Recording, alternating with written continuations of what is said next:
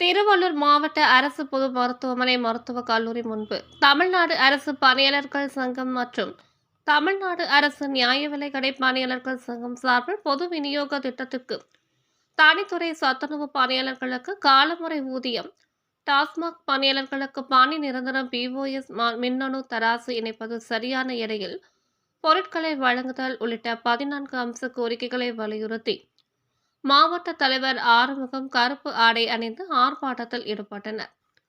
திருவள்ளூர் மாவட்ட அரசு பொது மருத்துவமனை மருத்துவக் கல்லூரி முன்பு தமிழ்நாடு அரசு பணியாளர்கள் சங்கம் மற்றும் தமிழ்நாடு அரசு நியாய விலைக் கடை பணியாளர்கள் சங்கம் சார்பில் பொது விநியோக திட்டத்திற்கு தனித்துறை சத்துணவு பணியாளர்களுக்கு காலமுறை ஊதியம், டாஸ்மாக் பணியாளர்களுக்கு பணி நிரந்தரம், பிஓஎஸ் மின்னணு தராசு இணைப்பது, சரியான எடையில் பொருட்களை வழங்குதல் உள்ளிட்ட 14 அம்ச கோரிக்கைகளை வலியுறுத்தி மாவட்ட தலைவர் ஆறுமுகம் கருப்பு ஆடை அணிந்து ஆர்ப்பாட்டத்தில் ஈடுபட்டனர்.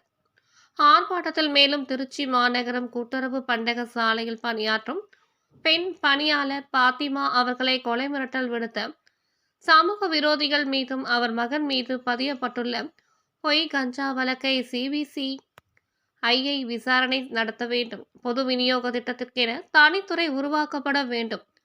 சரியான எடையில் தரமான பொருட்களை அனைத்தும் அரிசி உள்ளிட்ட பொட்டலமாக வழங்கப்பட வேண்டும். நியாய விலைக் கடை பணியாளர்கள் தற்போது 47% அகவிலைப்படி பெற்று வருகிறார்கள்.